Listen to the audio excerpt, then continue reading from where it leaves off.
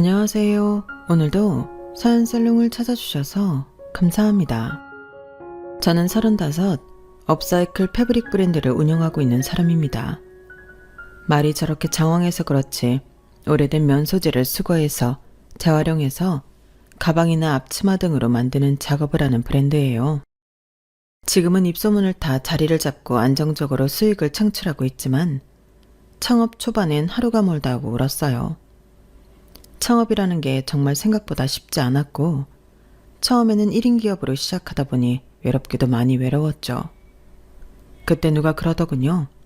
이럴 때 곁에 나를 지지하고 지탱해줄 사람이 필요하다.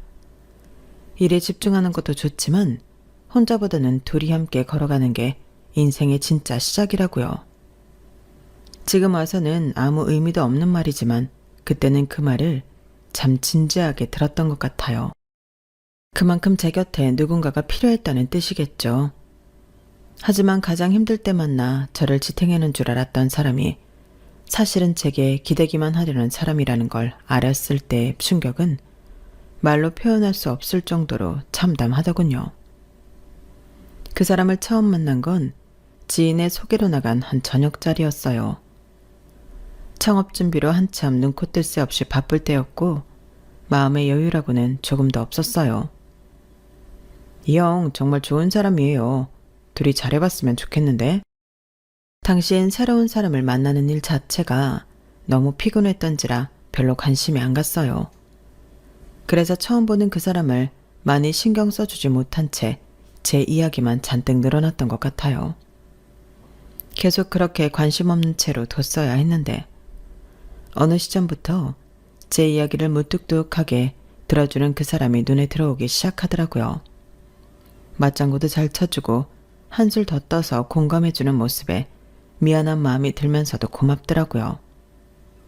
당시 제가 하도 매번 비슷한 고민을 얘기하고 다녀서인지 주변 사람들의 반응은 거기서 거기였는데 정말 오랜만에 제 이야기를 막 털어놓고 싶은 상대가 생긴 거죠. 무슨 이야기를 해도 맛깔나게 받아쳐주니 금방 호감이 생겼던 것 같아요. 게다가 막막하기만 했던 제 브랜드 사업의 비전을 봐주고 절대적인 지지와 존경을 보내주기까지 했어요. 감각이 너무 좋으셔서 이게 정말 버려진 천으로 다시 태어난 거라니 믿기지가 않는데요. 저도 누나가 있는데 이런 아기자기한 티코스터 같은 걸 참 좋아하거든요. 앞치마도 꼭 이렇게 예쁜 걸 사요. 이왕 요리하는 거 예쁜 거 입고 기분 좋게 하고 싶다고. 그래요. 저도 제가 하는 일이 너무 좋고 보람이 있어서 시작했는데 막상 사업을 하려다 보니 마음처럼 잘 안 될 때도 있고 이걸 사람들이 좋아해 줄까 막막할 때도 있더라고요. 그런데 동우 씨 이야기를 들으니까 너무 힘이 되네요. 분명 잘 될 거예요, 세연 씨. 저는 평생 직장에만 다녔던 사람이라 그런지 자기 일을 찾고 해내는 세연 씨가 너무 멋지고 대단해 보여요. 참 멋있어요, 세연 씨. 안정적이었던 그 사람과 새로운 일에 뛰어드는 도전적인 성향의 저는 서로가 갖지 못한 부분에 끌렸어요. 그 사람이 주는 위로와 응원이 너무나 크게 와닿았고 제가 하는 일에 대한 확신과 존경은 당시 제게 꼭 필요한 양분이었어요. 우린 서로가 서로에게 꼭 필요한 존재라는 생각이 들었고 그 마음이 사랑까지 발전하게 되었죠. 연애를 한 뒤에도 늘 일 때문에 지치고 힘들어도 한결같이 제 곁에서 응원해주는 그 사람 덕분에 사업은 생각보다 더 크게 번창했어요. 브랜드에 관심을 보이고 협업이나 팝업 스토어 제안이 많이 들어오기 시작하면서 몇 년 사이에 직원도 꽤 늘어났고 사람들 사이에서 입소문이 나기 시작하면서 매출이 급상승하기 시작했어요. 수익이 안정화되고 바라던 목표치를 어느 정도 이루고 나니 마지막 관문만을 앞두고 있더군요. 나이도 어느 정도 찼겠다. 결혼만 하면 된다는 생각이 들었어요. 그때까지 제 옆을 지켜주고 다른 걱정 없이 일에만 집중할 수 있었던 것이 다 그 사람 덕분이라는 생각에 결혼을 하게 되었죠. 하지만 결혼을 준비해보니 결혼은 현실이라는 말이 정말 딱 맞더군요. 그동안 제 일 하느라 바빠서 남편의 일까지는 신경을 많이 못 써줬는데 연애하는 동안 남편은 잦은 퇴사와 이직을 겪느라 저에 비해 돈을 많이 못 모아둔 상태였어요. 그래도 상관은 없었어요. 돈이 많은 사람이 아니라 인생을 함께할 반려자를 원했거든요. 우리 신혼집은 좀 외곽에서 살아야 할 것 같은데 우리 회사 근처로 잡을까? 당신 회사랑은 좀 멀긴 해도 차 타고 다니면 되잖아. 그럴 필요 없어. 신혼집은 내가 할게. 둘 다 다니기 편한 곳으로 하자. 정말 그래도 될까? 아직도 집은 남자가 해와야 한다는 인식이 있는 것 같아서. 됐어. 우리끼리 무슨 그런 걸 따져? 따지고 보면 내가 잘 된 것도 그때 당신이 옆에서 많이 응원해줘서 그런 것도 있으니까 부담 갖지 마. 고마워. 역시 능력 있는 아내 만나니까 너무 좋다. 당신이 최고야. 서울 중심지에 집을 얻기엔 턱도 없는 저축금에 신혼집은 제가 해가기로 했어요. 너 이렇게 열심히 사는 동안 그 앤 대체 뭘 하고 있었대? 이 나이에 겨우 5천? 엄마 아빠, 저 여기까지 올 수 있었던 거 다 이 사람 덕분이에요. 아니었으면 이렇게 잘 되지도 않았을 거야. 누군가는 신혼집을 여자가 해가는 걸 아깝게 느낄 수 있겠지만 이 사람한테는 아깝지 않아요. 내가 돈을 잘 벌게 된 데에 한몫하게 해준 사람이니까요. 그래, 네가 그렇게까지 말하는 데엔 이유가 있겠지. 하긴 사람이 혼자 잘 되는 법은 없더라. 너만 좋으면 우리는 그걸로 됐다. 물론 부모님은 탐탁치 않아 했지만 제가 열심히 설득한 끝에 남편을 나쁘게 보지 않게 되셨죠. 여보, 근데 정말로 미안한데 내가 모아놓은 돈이 없다 보니까 이걸 손대버리면 진짜 너무 내 자산이 없어지는 느낌이라서 혹시 혼수도 당신 돈으로 우선 살 수 있을까? 부모님한테 손 벌리기 너무 죄송스럽고 내가 돈 벌어서 차근차근 갚을게. 됐어. 당신 너무 이런 거에 신경 쓰지 마. 혼수 내 돈으로 할게. 미안해. 나 당신 아니었으면 제 나이에 장가도 못 갈 뻔했네. 나는 당신처럼 하고 싶은 일이 확고한 사람이 아니다 보니까 그동안 너무 방황을 많이 했나 봐. 괜찮다니까. 지금 하는 일 너무 안 맞으면 당신도 슬슬 하고 싶은 일 찾아봐. 우리가 당장 먹고 살 게 급한 건 아니니까. 아이 태어나기 전까지만 천천히 정하면 되지. 나라고 뭐 처음부터 잘 됐나. 하던 일 때려치우고 도전하고 실패하다 보니 이렇게 된 거지. 당신 말이 맞아. 내 와이프지만 정말 배울 게 많은 사람이라니까? 나도 힘내서 살 길 찾아볼게. 그때만 해도 남편은 저에게 미안함이나 고마움을 느낄 줄 아는 사람이었고 지금 잠깐 방황은 하고 있어도 자신의 미래에 대한 약속을 할 줄 아는 사람이었어요. 그래서 이왕 시작하는 거 그동안 열심히 번 돈으로 신혼집도 꽤 넓고 좋은 아파트로 하고 남는 방 한 칸은 남편의 미래를 위해 소재로 내어주기까지 했어요. 그런데 그런 남편이 결혼하고 그렇게까지 나태해질 줄은 꿈에도 상상 못했죠. 꿈 같은 신혼여행이 끝나고 본격적으로 진짜 결혼 생활이 시작됐을 때부터였어요. 남편이 일을 관둔 지 얼마 안 된 상태에서 결혼을 한지라 한동안 남편이 출근할 곳이 없었죠. 일찍 출근해서 늦게 퇴근하는 저로서는 남편이 평소에 어떻게 지내는지 제대로 살펴볼 겨를이 없었어요. 그런데 평일을 바쁘게 보내고 오랜만에 한숨 돌릴 여유가 있던 주말 오전 무심코 부엌에 나갔다가 깜짝 놀랐어요.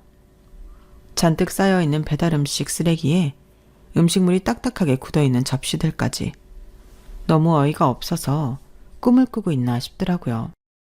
설마 싶은 마음에 세탁실에 가니 세탁기 앞에도 빨래가 잔뜩 쌓여 있었어요. 기가 막혀서 세상 모르고 자고 있는 남편을 흔들어 깨웠죠. 여보, 일어나봐. 저거 설마 일주일 동안 당신이 먹은 것들이야? 왜? 아니, 먹었으면 바로 치워둬야지. 저렇게 쌓아두면 어떡해. 빨래는 또 어떻고. 뭐야, 그것 때문에 자는 사람을 이렇게 깨워대는 거야? 일어나서 얘기해도 되잖아. 하도 어이가 없으니까 그렇지. 나 맨날 바빠서 집에 못 들어오는 꼴 봤으면서도 꼭 집을 이렇게 했어야 됐어? 집만 좋으면 뭐해? 관리가 잘 되어야지. 그러게, 내가 청소 이모님 쓰자고 했잖아. 뭐? 집에 사람 있는데 청소 이모님을 뭐하러 써? 당신이 여유 있을 때 다는 아니더라도 적어도 당신 먹고 입은 것들은 좀 치워줄 수 없어? 뭐야, 당신 지금 나 일 안 나간다고 구박하고 무시하는 거야? 집에서 집안일이나 하라고? 그게 아니라 이건 기본이잖아, 기본. 당신 나랑 연애할 때도 어머님 집에서 살 때 이렇게 살았어? 난 엄마가 다 해줬는데? 어차피 나 백날 가르쳐도 집안일 잘 못해. 우리 엄마도 진작에 포기했다니까? 그냥 청소 이모님 쓰자, 어? 당신 능력 되잖아. 무작정 이모님 부를 생각하지 말고 어느 정도 당신도 할 줄 알아야겠다는 생각은 안 해? 우리가 몸이 아픈 것도 아니고 집이 수백 평도 아닌데 할 수 있으면 최대한 직접 해야지.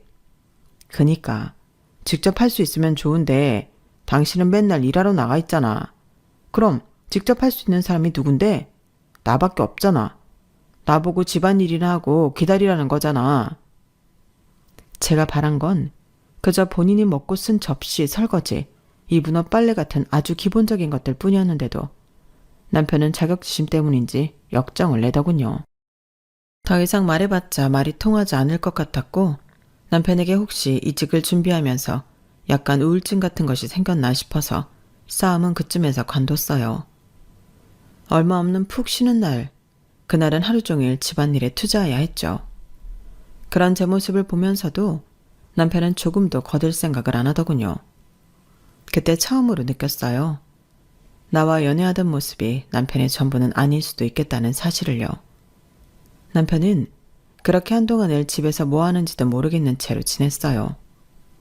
새로운 일에 도전해보라고 기껏 만들어준 서재는 들어가 보면 먼지가 쌓인 것 외에는 깨끗하고 거실이나 안방, 부엌만 생활감이 묻어나더군요. 그것도 아주 진하게요.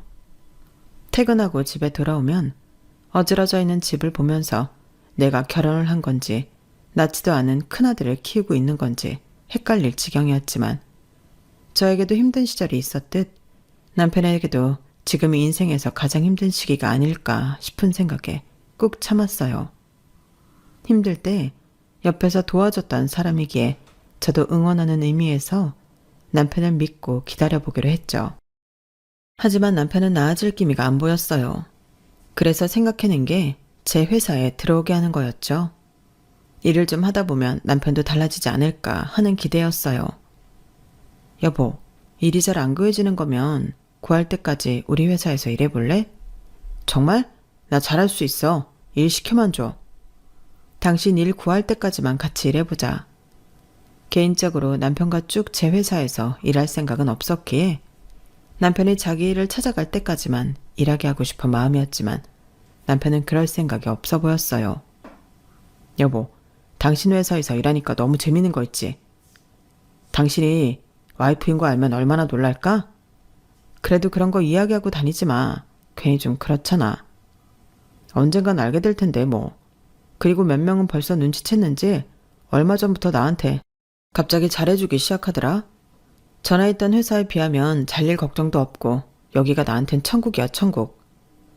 남편은 오히려 제가 대표로 있는 회사에 다니는 걸 즐기더라고요. 거기까지 뭐 처음엔 그럴 수 있다고 생각했어요. 그런데 남편은 점점 선을 넘기 시작했죠. 어버이날에 시댁에 갔을 때였어요. 식사를 하는데 갑자기 신우의 입에서 그런 말이 튀어나오더라고요. 그래서 동우야, 난 언제부터 니네 회사 나가면 돼? 어? 그건 아직 상의를 안 해봐서 날짜 정해지면 말해줄게. 여보, 그게 무슨 소리야? 어머, 몰랐어? 나 다음 달부터 올케네 회사 나가기로 했잖아. 저는 전혀 모르는 이야기인데요. 당신이 설명해봐. 어떻게 된 거야? 아, 내가 전에 말했잖아. 누나가 이런 거 좋아한다고. 한번 이쪽으로 제대로 일해보고 싶대. 그래서 내가 다음 달부터 출근하라고 했거든. 뭐라고? 어떻게 그걸 대표인 나한테도 말 한마디 없이 결정할 수가 있어? 그리고 무슨 부서에 뭘로 들어올 건데? 디자이너로 뽑으려고. 우리 누나도 감각이 꽤 괜찮아. 지금 하는 건 너무 디자인이 거기서 거기잖아. 좀 새로운 바람이 필요할 것 같은데? 어머, 올케. 서운하게 왜 그래? 둘이 부부인데 그럼 일심동체 아냐? 같이 운영하는 가족회사에서 한 사람은 허락만 받았으면 됐지. 그리고 나도 올케 가족 아니야? 너무한다 정말. 네? 가족회사라고 누가 그래요? 여긴 제가 엄연히 대표로 있는 회사고 남편은 임원조차 아닌 계약직 사원인데요? 뭐? 그게 무슨 소리냐? 이제 동우도 들어가서 공동대표 된 거 아니었니? 네? 공동대표요? 누가 그래요? 당신이 그랬어? 그래. 그럼 동우가 우리한테 거짓말이라도 했다는 거야? 여보, 남편이 뒤에서 제 팔을 다급히 잡아당겼지만 그 팔을 뿌리쳤어요. 네, 저도 이 사람이 이렇게까지 할 줄은 몰랐는데요. 거짓말이에요. 저희 회사의 대표는 저 하나뿐이에요. 순간 시부모님과 시누이의 표정이 당황한 듯 얼었지만 금방 아무 일도 없었다는 듯 돌아오더군요. 그래 뭐 대표 자리에 하나라 치더라도 어쨌든 남편이 회사에 그렇게 상주해 있는데 공동대표나 마찬가지 아니니? 시누이인데 취직 정도는 시켜줄 수 있잖아. 어머님, 취직은 아예 다른 문제예요. 형님 디자이너로 일하고 싶으시면 관련 포트폴리오 제게 메일로 보내주세요. 보고 괜찮으면 연락드릴게요. 뭐라고? 여보, 뭘 그렇게까지 해. 우리 누나 정말 이런 쪽에 감각 있다니까. 그러니까 당신 말만 듣고 어떻게 취직을 시키냐고. 나도 낙하산 뽑을 땐 최소한의 할 말이라도 있어야 할 거 아냐. 그 감각 나도 좀 보고 뽑자. 그때가 아마 제가 시댁에서 처음으로 할 말 다 했던 날이었을 거예요. 다른 건 몰라도 제 일을 걸고 넘어지니 참을 수가 없더라고요. 가족 일과 제 일은 다른 일이라는 선을 분명히 긋고 넘어가고 싶었죠. 고작 포트폴리오 보내달라는 말을 했을 뿐인데 형님은 무슨 엄청난 모욕이라도 당한 사람처럼 씩씩댔고 시부모님도 눈에 띄게 당황하셨어요. 아 참, 원래 이렇게 냉정한 애였니? 참 착하고 바른 애인 줄로만 알았는데. 바르니까 이런 것도 바르게 하는 거죠. 그래도 만에 하나 남편의 말대로 형님이 이쪽 일에 소질이 있고 타고난 감각이 있는 편이라면 정말로 일을 맡겨볼까 하는 생각도 없지는 않았어요. 그때 마침 새로운 시각을 가진 디자이너가 필요하다고 판단하고 있었거든요. 하지만 형님은 하루 이틀이 지나도 한 달이 지나도 포트폴리오를 보내지 않았어요. 제가 알기론 형님은 그런 쪽 일은 한 번도 안 해본 걸로 알고 있었거든요. 그래서 역시나 감각이든 능력이든 증명할 만한 결과물은 하나도 안 갖고 있었군 생각했죠. 그러고 보니 더 괘씸하더라고요. 힘들게 읽어낸 회사에 본인은 물론이고 누나까지 불러와 빨대를 꽂으려고 했다는 게 느껴져서요. 이런 생각을 갖고 있다는 걸 눈치챈 건지 남편이 한동안은 회사에서도 집에서도 조용하게 제 비위를 맞추며 다니더라고요. 처음에는 그 일을 반성하나 싶었는데 직접적으로 사과를 들은 적은 없었으니 경계는 계속하는 게 좋겠다고 판단했죠. 그래도 시간이 약이라는 게 괜히 있는 말은 아닌 건지 확실히 시간이 지나니 그 불쾌했던 감정도 서서히 사그라들더군요. 그렇게 남편과 그럭저럭 사이 좋게 지냈던 어느 날이었어요. 우연히 어떤 SNS를 봤는데 저희 제품이 떡하니 협찬으로 들어가 있더라고요. 제품 광고 의뢰를 할 때 무엇보다도 가장 중요하게 생각하는 게 제품과 모델의 이미지인데 우리 제품과는 전혀 어울리지 않는 엉뚱한 사람에게 협찬이 갔더라고요.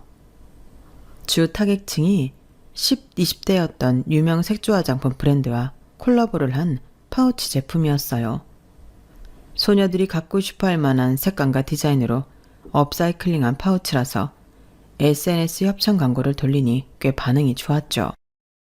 그런데 평소 화장을 즐기지 않는 듯한 중년의 여성분께 협찬이 들어가 있었어요.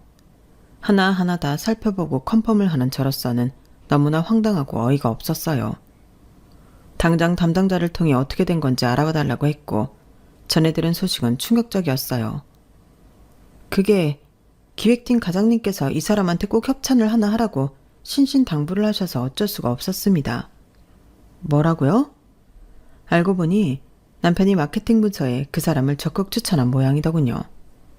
하지만 그 사람은 팔로워 수도 많지 않고 한때 유아 계정을 운영하다가 게시물을 올린 지 않은 지도 꽤 된 사람이었어요. 얼굴조차 낯선 사람인지라 대체 어떤 연유로 이 사람한테 맡기게 된 건지 조사해보니 시누이와 절친한 친구 사이인 모양이더군요. 기가 막혔죠.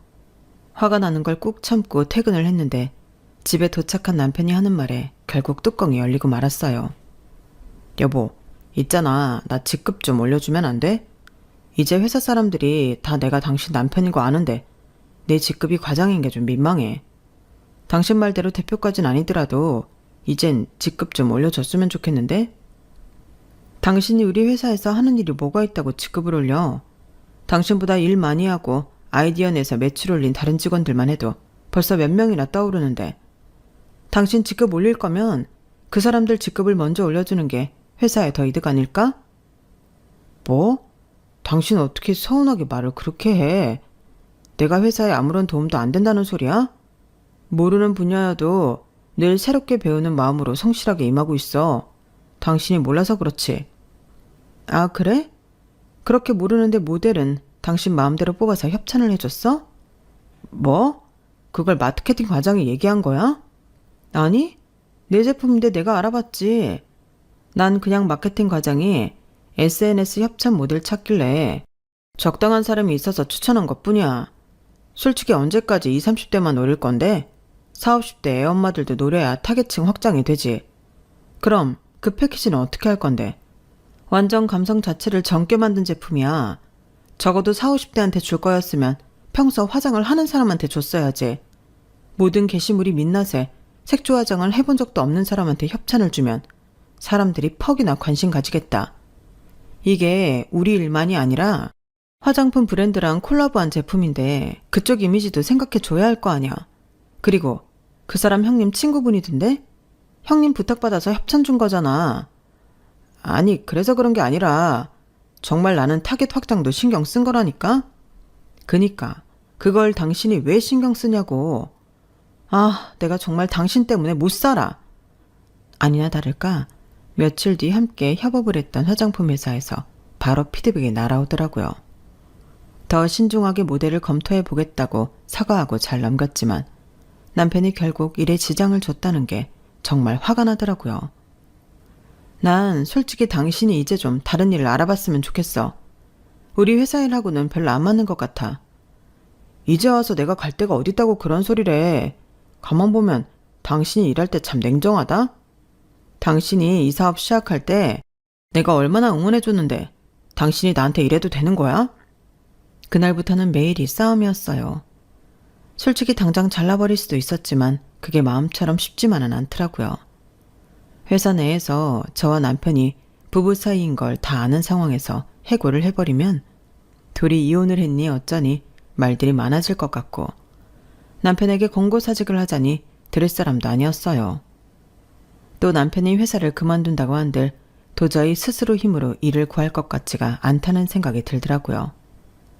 대표 남편으로 떵떵거리며 회사를 다니던 사람이 갑자기 일반적인 회사에 잘 적응할지도 의문이었고요. 그런 고민들에 일까지 밀려드니 남편을 어떻게 하면 좋을지 흐지부지해졌어요. 그러다 명절이 찾아왔죠. 연휴가 꽤 길었던 명절이라 친정과 시댁에 후딱 다녀온 후 집에서 밀린 집안일도 하고 휴식 시간을 좀 가지고 싶었어요. 그런데 시댁에 가기로 했던 하루 전날 저녁에 시댁 식구들이 모두 초대되어 있는 단체 톡방에 시어머니가 통보식으로 문자를 남겨놓으셨더라고요. 내일은 동우집에서 모이는 걸로 하자. 우리 집은 좁으니까 넓은 집에서 모이는 게 맞지? 더 환장하겠는 건 최근 일이 바빠 피곤했던 탓에 그 문자를 보지 못한 채 잠들어 버려서 그 사실을 다음날 아침에야 알게 되었다는 거였어요. 여보, 이게 뭐야? 우리 어머님 집에서 모이기로 했잖아. 그랬지. 근데 엄마가 우리 집에서 모이는 게 편할 것 같다고 하셔서. 아니, 그럼 당신이 말렸어야지. 왜? 그냥 오시라고 하면 되지. 청소도 내가 다 해놨어. 당신은 할 거 없어. 아무리 남편이 대강 청소를 끝냈다고 해도 너무 당황스럽더라고요. 지금이라도 그냥 어머니 댁에서 모이자고 해. 이제 와서 어떻게 그래. 이미 거의 다 오셨을 텐데. 뭐라고? 시간을 보니 어머님께서 모이는 시간을 이른 아침으로 정해놓으셨더라고요. 남편과 싸운 지 얼마 안 되어 초인종이 눌렸고 인터폰에는 시부모님과 시누이 얼굴이 비쳤어요. 아, 오랜만에 아들집에 와보네. 이 집이 좋긴 좋구나. 확실히 집에 사업하는 사람이 있어야 돼. 직장인 월급으로 이런 데 사는 건 꿈도 못 꿀 일이지. 그럼 뭐해요, 아빠? 하나밖에 없는 시누이 취직도 안 시켜주는 냉혈한 사장인데 뭐. 그래도 이렇게 좋은 집 사는 걸 보니 내 동생도 능력자는 능력자다. 어머님, 아버님, 형님, 저는 어제 일찍 잠들어서 오늘 모임 장소가 바뀐 것도 방금 전에 알았어요. 원래 시댁에서 저녁 좀 모이기로 한 거 아니었어요? 왜 갑자기 바꾸신 거예요? 이럴 때 아니면 내가 아들 집에 언제 와보겠니? 며느리가 이런 건 알뜰살뜰히 챙겨서 때 되면 시댁 식구들도 초대하고 해야 하는데 맨날 바쁘다고 일 핑계로 초대를 안 하니 이런 날에라도 한번 와봤다. 그래, 우리가 사업하는 며느리 보고 매번 이리 와라 저리 가라는 것도 영 찜찜하고 말이지. 너 피곤하니 우리가 직접 움직이는 것도 방법일 것 같아 이리 와봤다. 아유, 얼굴 봐라. 피곤하긴 한 모양이네. 엄청 상했어. 나도 어차피 올케 덕보는 건 물 건너 갔으니 명절이라도 좀 쾌적한 집에서 쾌적하게 시간 보내자. 그 정도는 괜찮지 올케? 시댁 식구들은 아주 다 같이 모여서 절 골탕 먹이려고 작정이라고 한 사람들 마냥 죽이 척척 맞더라고요. 시댁 식구들 그러는 거야 하루 이틀도 아니고. 그러려니 싶었지만 그걸 방관하면서 이 상황을 내심 즐거워하는 듯한 남편의 태도가 몹시 거슬렸죠. 당신이 초대한 거니까 당신이 알아서 해. 그래서 전 시댁 식구들과 손님 마냥 앉아 있었어요. 남편이 괘씸해서 손 하나 까딱하고 싶지 않더라고요. 제 말을 들은 시부모님께서는 처음에는 설마 싶은 표정이셨지만 제가 정말로 자리에 엉덩이를 무겁게 붙이고 있으니 점점 표정이 굳어가더라고요. 저 피곤한 줄은 어떻게 아시고 이렇게 와주셔서 감사해요. 여보, 난 힘드니까 오늘 당신이 좀 대접해드려. 찬장에 홍차랑 커피 원두 있거든? 거기에 다가 좀 올려서 가져와. 예, 아무리 그래도 직장을 너 혼자 다니니? 우리 동우도 같은 회사 다니기 매한가지인데 이건 너무한 거 아니야? 네? 어머님, 어떻게 없던 자리를 만들어서 들어앉은 사람이랑 회사 대표를 비교를 해요. 저 사람 할 일 없어서 회사에 놀러 다녀요. 피로도는 저에 비할 바가 어때죠? 남편은 그날 하루 종일 시댁 식구들 대접을 했어요. 참 웃긴 건 제가 대접할 때는 손 하나 까딱 않던 시댁 식구들이 남편이 왔다 갔다 하며 일하니 그건 안쓰러워 보였는지 다들 일어나서 남편을 돕더라고요. 그때 잘 대처한 덕분인지 그 뒤로는 말도 없이 저희 집에 약속을 잡아오는 일은 없었어요. 결과적으로 저는 피해보는 일 없이 시댁 식구들도 골탕을 먹였지만 그럼에도 남편에게 불쾌하고 화나는 감정은 쌓이더라고요. 그러는 중간에도 시간은 흘러 결혼 1주년을 앞두고 있던 어느 날이었어요. 여보, 우리 곧 1주년인데 어디 여행이라도 갈까? 여행? 갑자기 무슨 여행이야. 우리끼리 여행 가서 뭐하게. 가서 싸우지는 않으면 다행이지. 아이, 또 무슨 말을 그렇게 해. 그래도 1주년에 같이 여행 가서 좋은 거 보고 맛있는 거 먹고 하자. 그러지 말고 기분 전환하러 다녀오자. 우리 그동안 너무 서로한테 예민하게 굴었잖아. 여행 다녀오면 좀 나아질 수도 있지. 잦은 다툼 때문에 처음엔 남편과 1주년 기념 여행 따위 함께 갈 생각은 조금도 없었어요. 하지만 남편은 그 시기에 정말 제 비위를 잘 맞췄고 계속해서 일 때문에 피곤해서 둘 다 신경이 날카로워져서 그렇다는 말로 저를 설득하더군요. 지금 생각해보면 얼마나 여행을 가고 싶었길래 그렇게 살살 기었나 싶네요. 아무튼 일에 치여있던 건 사실이니 계속된 설득에 솔깃해지긴 하더라고요. 알겠어. 그럼 비행기표랑 숙소는 당신이 좀 알아봐.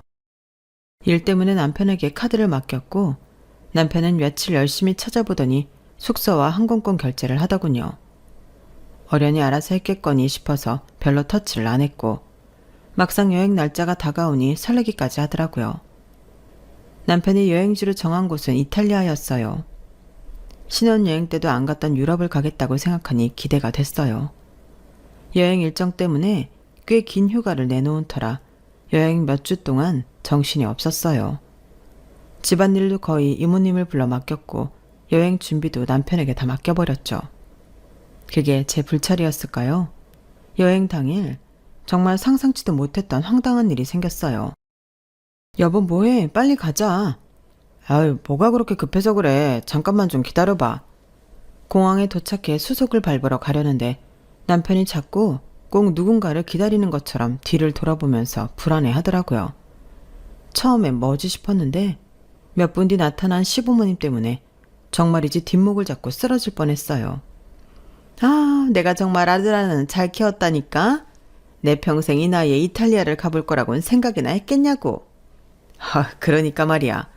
솔직히 말하면 동우 아니었으면 비즈니스석도 타볼 일 없었겠지. 여보, 이게 어떻게 된 일이야? 우리 결혼 기념일 여행 아니었어? 아, 우리 엄마 아빠 기념일도 우리랑 한 달 차이밖에 안 나잖아. 이왕 가는 거 부모님도 모시고 가면 효도도 하고 우리도 좀 덜 싸우지 않을까 싶어서 모시고 왔어. 근데 그걸 이제 말해? 이렇게 당일날? 오늘 아침까지만 해도 아무 말 없었잖아. 미리 말하면 당신이 순순히 모시고 갈 사람이야? 이렇게라도 해야 자연스럽게 가족여행을 갈 거 아니야. 그럼 어머님 아버님은 네 돈으로 항공권 끊어드렸니? 아니, 당신이 카드 줘서 그걸로 다 했지. 그 말을 듣는데 피가 거꾸로 섰더라고요. 항공권 내역을 확인해보니 제 이름으로 예약되어 있던 비즈니스석 2장에 남편 이름으로 일반석 2장이 더 예약이 되어 있더라고요. 황당해서 아무 말도 못하고 있으니 남편이 덧붙이더군요. 아무래도 부모님이 연세가 있으시니까 두 분은 비즈니스석 타고 우리가 일반석에 타는 게 나을 것 같아서 이렇게 끊어놨어. 나 허리 안 좋아서 비즈니스석만 타야 하는 건 알고는 있는 거지? 뭐 그렇긴 한데 그렇다고 우리 엄마 아빠를 일반석에 태울 수는 없잖아. 글쎄, 그럴 줄 알았으면 두 분도 당신 돈으로 비즈니스석 끊지 그랬어. 미안한데 다 내 카드로 긁었는데 일반석에 타고 싶지 않은데?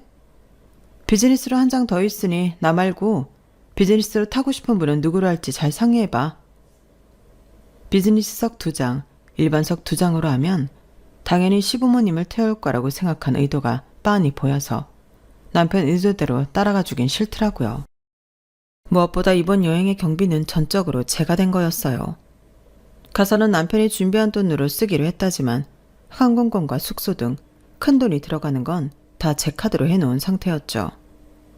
시부모님과 비즈니스석에 다 장기 비행을 하는 게 부담스러워서라도 일반석에 탈 줄 알았는지 남편 안색이 순식간에 어두워지더라고요. 당신 진짜 우리 엄마나 아빠랑 타게? 어쩔 수 없잖아. 한 분이라도 타게 해드려야지. 결국 남편은 시어머니를 비즈니스석에 보냈어요. 아우, 저 사람도 나이가 있는데 나만 비즈니스석에 타서 미안해서 어떡하나? 그러게요. 두 분 가시는 거 알았으면 비즈니스석으로 해드리라고 했을 텐데 저 사람이 센스가 좀 없었네요. 그래도 어머님이라도 타신 게 어디예요? 저 듣기 불편하라고 시아버지를 걱정하라는 소리도 바로 맞받아 쳐버렸어요. 그랬더니 심기가 불편하셨는지 다음부터는 말씀을 안 거시더라고요. 솔직히 비즈니스석은 좌석이 떨어져 있기도 하고 혼자 시간을 보내기 좋아서 그다지 불편하지도 않았어요. 영화도 보고 책도 읽고 잠도 자고 나니 도착했더라고요. 나와서 캐리어를 찾은 후 남편과 시부모님께 통보했어요. 여기서부터는 따로 다니죠. 저는 결혼기념일 여행을 온 거지 시부모님께 효도하려고 온 여행은 아니거든요. 뭐? 여보, 그게 무슨 말이야? 어차피 숙소도 같이 쓸 건데 따로 다니자고? 숙소 같이 쓴다고 누가 그래? 다 내 카드 긁어서 예약한 거 아니야? 당신이 호텔 알아봐 준 건 고마운데 그건 그냥 결혼기념일 선물이라 생각할게. 돈 한 푼 안 들이고 예약만 해준 건데 이거라도 선물이라 생각 안 하면 내가 너무 슬프잖아. 시부모님이랑 올 줄 알았으면 난 안 왔지. 나한테 미리 말 안 해준 건 당신이니까 두 분 모시고 어디서 묵을지는 당신이 알아서 해. 말 다 했어? 이렇게 타지에 와서까지 매정하게 굴어야겠어? 매정? 내가 열심히 번 돈으로 당신 부모님 두 분 다 비행기까지 태워드렸으면 난 며느리로서 충분히 할 만큼 한 것 같은데? 돌아가는 비행기표 취소당하고 싶지 않으면 토달지 말고 잘 여행하고 와. 그 말을 끝으로 전 캐리어를 들고 떨어져 나왔어요. 남의 돈으로 하는 여행이라 더 열심히 알아본 건지 남편이 예약해 놓은 호텔과 여행 일정은 기가 막히더라고요. 원래 둘이 올 생각이었던 여행이 혼자가 되어버리니 쓸쓸하긴 했지만 오히려 생각을 정리할 수 있는 계기가 되었던 것 같아요. 여행을 하면서 좋은 사람들 많이 만나서 이야기도 나눴고요. 그렇게 며칠 동안 마음이 치유받는 듯한 여행 일정을 즐기고 한국으로 돌아왔어요. 돌아올 때는 날짜는 같아도 자리 지정을 따로 해서 떨어져 있으니 더 편하더라고요. 이 긴 여행을 마치고 나면 이제는 정말로 제 인생을 새로 시작할 수 있겠다고 생각했어요. 기가 막힌 일은 이로써 끝날 줄 알았는데 집에 돌아오니 더 기가 막힌 일이 눈앞에 펼쳐져 있더라고요. 현관문을 여는 순간 기척이 없어야 할 집안의 사람 기척은 물론이고 냄새까지 나더라고요. 맥주병이 바닥에 뒹굴고 있고 고기 굽는 냄새가 나더라고요. 거실에서 떡하니 상을 펼쳐놓고 낯선 사람들과 고기를 구우며 술을 마시고 있던 신우이의 모습이 보였어요. 어머 올케, 오늘 들어오는 날이었어? 내일인 줄 알았네. 아 어쩌지? 아직 정리를 못했는데. 그래도 덕분에 몇 날 며칠 친구들이랑 넓은 집에서 재밌게 놀았어. 다음엔 올케도 같이 하자고? 뒤늦게 따라 들어온 시부모님도 현관에서 놀라는 기색은커녕 이 집이 젊은 애들 놀기에 분위기 괜찮지 같은 뻔뻔한 소리나 중얼거리시더라고요. 재밌게 놀았어 누나? 형들이랑 누나들 엄청 오랜만이네요. 동우야, 덕분에 잘 놀았다. 우리가 이럴 때 아니면 언제 서울에 이렇게 오래 있어 보겠니? 태어난 남편의 태도까지 보고 나니 정말 저 빼곤 다 알고 있었구나 생각이 들더라고요. 그리고 동시에 한국에 오자마자 하려 했던 일을 지금 당장 시작해야겠다는 생각이 들었어요. 괜찮아요. 오늘 오길 잘했네요. 남편이 집안에 들여놓은 캐리어를 다시 현관 밖으로 걷어차듯 내보냈어요. 그리고 신우이를 쳐다보며 똑바로 말했죠. 여기요. 당신 동생 반품할게요. 그 말에 웃던 얼굴들이 전부 얼어붙더라고요. 내가 다시 돌아올 때까지 이 집 비워놓지 않으면 무단 침입으로 신고할 테니 정리 똑바로 해놓으세요. 그리고 당신도 더 챙길 짐 있으면 챙겨도 싹 다 버리기 전에. 그 후로 시댁은 여러 번 연락해왔어요. 얘야, 우리도 동우가 너한테 우리가 같이 간다는 말을 안 했다고는 생각도 못했다. 우리도 몰랐어. 올케 정말 미안했어요. 올케가 그렇게 화낼 줄은 몰랐어요. 진심이에요. 여보, 내가 정말 미안해. 내가 너무 욕심을 부렸던 것 같아. 난 그냥 당신이랑 정말 잘 지내고 싶은 마음에 계획한 여행이었는데 이렇게 좋은 걸 우리만 한다는 생각에 부모님까지 모시고 가고 싶어서 그랬어. 한 번만 용서해주면 안 될까? 하지만 이제는 그 어떤 사과도 후회도 그 시절 저로 돌려놓을 수 없었어요. 완벽하게 혼자가 되어서 다녔던 여행에서 저는 누구의 아내도 며느리도 누나도 아닌 그냥 나라는 사람으로 살아봤어요. 햇살 좋은 광장에서 커피를 마시고 아무도 나를 부르지 않는 하루를 살아봤죠. 남편과 헤어지면 외롭고 쓸쓸할 줄 알았지만 의외로 그런 시간들은 제게 너무나 조용하고 너무나 좋았어요. 맞아요. 그 여행에서 전 남편과의 이별을 결심하게 됐어요. 이혼을 하면 하늘이 무너질 거라고 생각했지만 남편 없는 긴 시간들이 제겐 오히려 위안이 되고 평화롭더라고요. 그래서 용기를 냈죠. 지금은 남편과 이혼을 했고 그 여행에서 만났던 소중한 인연들과 만남을 이어가며 결코 외롭지 않은 나날들을 보내고 있어요. 혼자서도 충분히 웃을 수 있다는 걸 그 여행이 알려줬거든요. 제 이야기는 여기까지입니다. 들어주셔서 고맙습니다. 옆에 있는 소중한 사람들과 매일매일이 행복하시길 바랍니다. 감사합니다. 여러분, 사연 댓글에 응원과 현명한 조언 부탁드려요. 좋아요와 구독은 저에게 큰 힘이 됩니다. 오늘도 좋은 일 가득하세요.